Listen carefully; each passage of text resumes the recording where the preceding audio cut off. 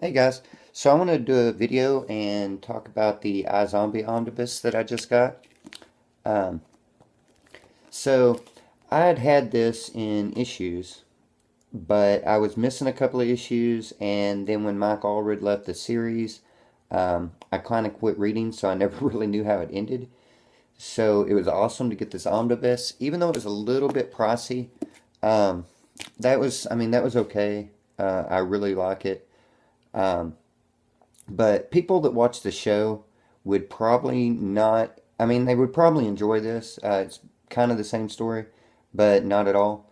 The only thing that's really the same is that she's a zombie, and there is an oversoul and an undersoul, which are the things that make you um, get the thoughts of the person that you eat their brain, or feel certain feelings that the person feels, or something like that.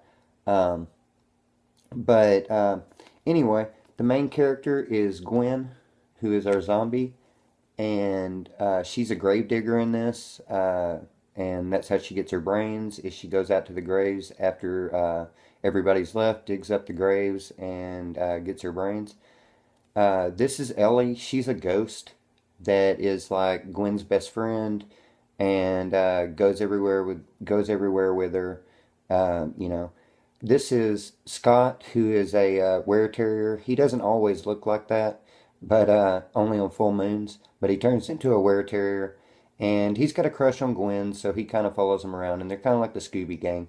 Um, she eats brains and gets visions, but she's more like the Ghost Whisperer, where she just has to go out and tie up loose ends for people. Maybe it's that she needs to go out and tell somebody, she eats somebody's mom's brain and she has to go out and tell them that she loved them and that she's sorry for everything that she did wrong, or, whatever.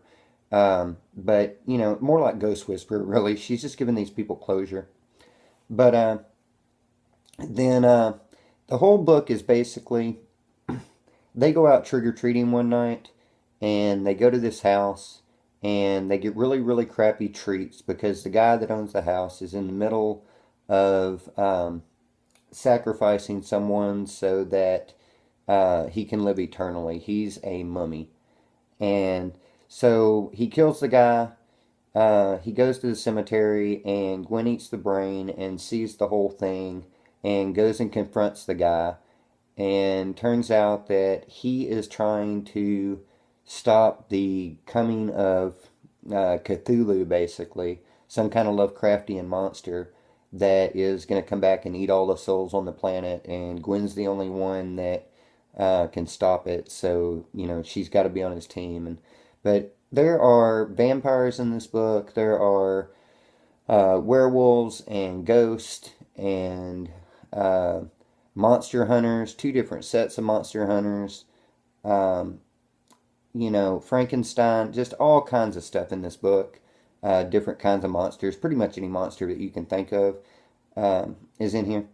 And, it all comes down to a major battle in the end where she has to make a decision whether or not she's going to continue to be the good guy, or she's going to do what she is supposed to do and kill everybody in town so that she can send this Cthulhu thing away.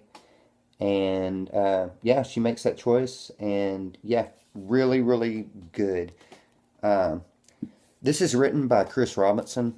I really, really like Chris Robinson's work. Read several things he's done since, and I've really, really enjoyed all of it. Right now, I'm reading Black Bag by Legendary, which I think is really good that he writes.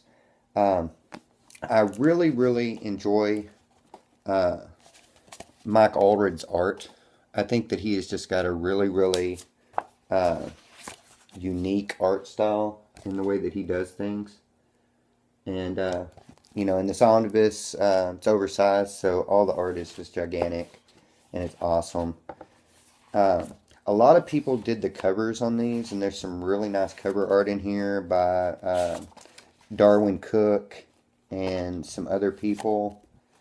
Then is that a Darwin Cook cover? That's not a Darwin Cook cover.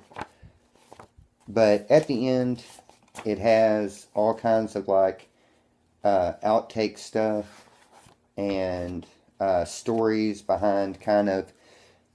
There's certain things inside this book that really were never answered. There's a huge underlying thing about these dolls that Gwen is a collector of. She collects these. Um, oh my goodness, what are they called? But she collects these dolls. They're like action figures. You know, there's like Zombie Killer and Cowgirl and um, all of these different things. And some of the personalities that she takes on are just freaking awesome. Um, oh, Dixie something. What is the name of that doll, man? I think it's Dixie Mason, but that's not right. Um, but yeah, the interaction on everybody in this, and just some of the art in this book is just flipping amazing. Love it. If you haven't read iZombie, I highly recommend it. Like I say, if you watch the show, you might not be the biggest fan in the world of the book because it is different, but it's really, really enjoyable all the same. And yeah, that's about all I got to say about that. I'll talk to y'all later.